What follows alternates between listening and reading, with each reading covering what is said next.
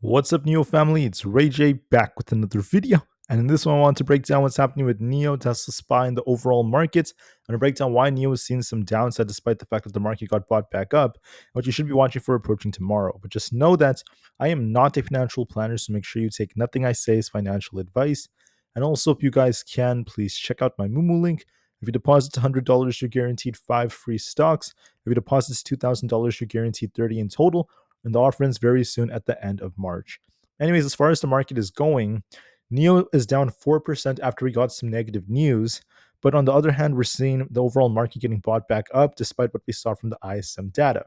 So what's happening? Well, NIO has been telling us about their ES8. Once again, very, very good in the snow and different climates like that.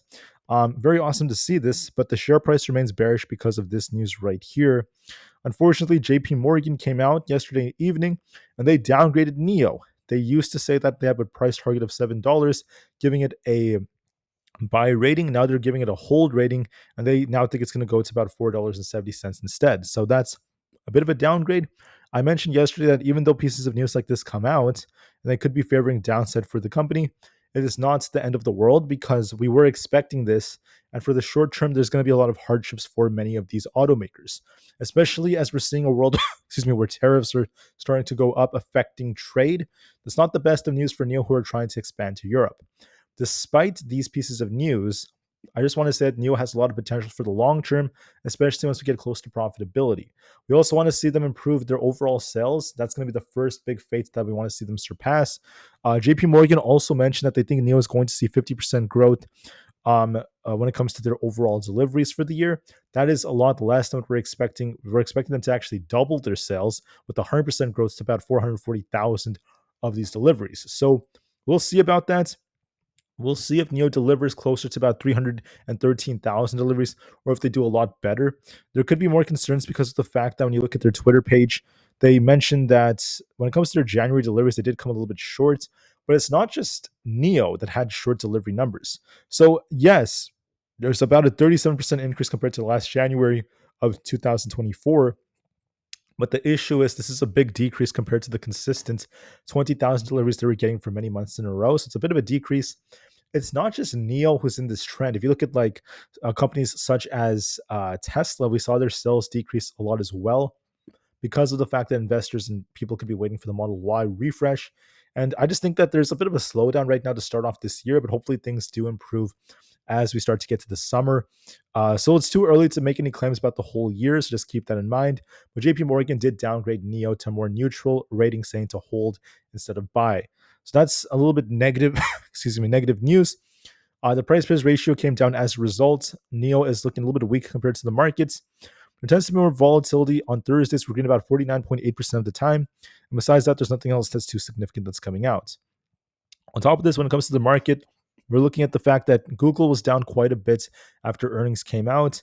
Amazon kind of followed that trend, so did Tesla. Tesla is down because of the fact that their sales were not the strongest in Germany and across Europe. We saw a bit of a decrease in their sales, especially for the month of January. It's not the best of news just to start things off. But keep in mind, it's just the beginning of the year. Things are just getting started, and Tesla could obviously make a very strong comeback as time goes on. For other pieces of news, there's been some talk about how Donald Trump had increased tariffs to about 10% on China. And as a result, China mentioned they wanted to retaliate with more tariffs on U.S. oil, liquefied gas, and other products. They also mentioned this could be affecting a lot of American cars and their manufacturing. So we're seeing companies like Ford getting a lot more affected by this when it comes to their manufacturing costs. And that's not the best of news for them. They just had earnings right now. Tomorrow, in the morning, we have basically like Lilly and Roblox announcing earnings. And then after market close tomorrow, we have Amazon, the big one. So get ready for some high volatility. But just know that for today, we just got Ford and their earnings were not the strongest. So yes, their numbers were decent, okay? We actually saw their adjusted earnings before interest and taxes drop to about $10.2 billion compared to about $10.4 billion in 2023. But for the fourth quarter alone, they actually saw a gain of about $2.1 billion, which isn't that bad. However, the big issue is the fact that despite the fact that they had decent earnings, their overall guidance is not as strong. Looking at the fact that their overall revenue for the full year came out at about $185 billion, which is a little bit above what we were expecting. What isn't as good is the fact that their guidance was not as strong, okay? Guidance was not as strong for them, especially when it comes to what we're expecting. So because of the fact that their guidance wasn't as strong, you guys can see it right over here, we've seen a little bit of a decrease in the share price. Their EV deliveries are going to be expected to decrease a little bit. And when it comes to their numbers, we're actually looking for them to see their adjusted EBIT in 2025 to be between 7 to about $8.5 billion, with adjusted free cash flow of about 3.5 to 4.5 billion. So guidance was not as strong for them. If anything, that kind of like puts the revenue at a slight decline compared to what we were looking for. So soft guidance, despite the strong earnings, are what caused a little bit of a dip. I would not say that earnings were that strong. That's why the share price is down, not to mention some challenges in China. And then when it comes to other factors, there's not really much going on for Thursday. It's going to be minor data. We just have initial jobless claims before market open. But then on Friday, we have unemployment numbers, which will cause a bigger move. So get ready for those. Besides that, the fear and greed index is currently at fear. That's making up the majority of sentiments. Momentum is at fear. We're not really seeing much of a change, at least from this point on. With that being said, guys, as far as NIO is going, for us to be bullish, we want to see it reclaim 4.3. If we can't do that, this will likely continue to dip back down to about 4.1. So just keep that in mind. There's a good chance that we might be decreasing in our value. There's like a double top here, so this might start falling. So just keep that in mind. For other factors out there, we have SPY. SPY is looking bullish here. Despite the fact that NIO is looking a little bearish, I think that SPY is going to outperform it. We have a bullish wedge right here. We're going to be looking for 605 to be tested. If we break this, we're looking for an attempt to get back up to 608. The QQQ looks more bullish as we're making higher lows. If we break 528, we're looking for an attempt for 530. For the Russell 2000, if we manage to continue to push, we're looking for 230. If that breaks, we're looking for a bigger push towards 232. So just keep that in mind. I think there's a good chance we try to push even higher. ES is looking bullish. We might be trying to approach this trend line. There's a little resistance right here. It's kind of tough. So I expect this to push to about 6100, but just be careful once we hit this resistance. We'll see if ES rejects or not from here.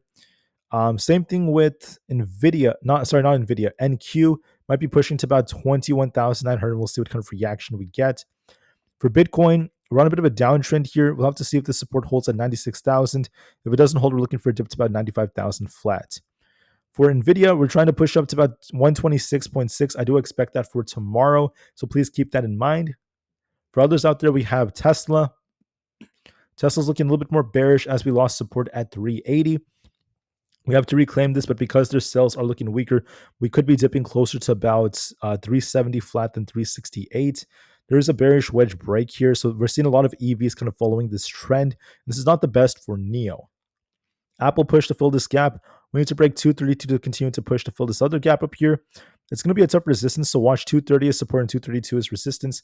We'll be watching to see which way we break, at least from here. For others, we have AMD as resistance at 113, support at 108. Might try to reclaim 113. It is due for a little bit of a push after so much selling. For coin, we're a little weak right here. We need to reclaim 277 or else this could be dipping to about 272. Amazon might try to rebound for 237. We have earnings tomorrow, so it might just consolidate for some time. And we'll see if this bounces or not. It's going to have a big effect on the markets. Meta is consolidating around the low sevens. If we lose 7, we're looking for a 694. As long as we're above 7, we're just going to continue to consolidate. Microsoft is flat here, might try to rebound for about 415, and then Google is very flat, not really doing much. Might slowly get back up to 195, but it's very slow. So as far as NIO goes, we're looking weak compared to the market. There's a double top here, and I think it might be declining back down to about the 4.1s. Unfortunately, there might be a little bit more downside with the downgrade that came out, but it's still technically in a range. It loves to get bought back up around 4 and 4.1, and it loves to reject around 4.5. I expect this to trade sideways, but there might be a slight decline back down to 4.1, so just keep that in mind. With that being said, I thank you all so much for listening, so please have a good rest of your day. I'll see you guys very soon on the next one tomorrow, but for now, although NIO is a little bit more lackluster, this creates another good buying opportunity for the long term. Thank you for listening, and peace out.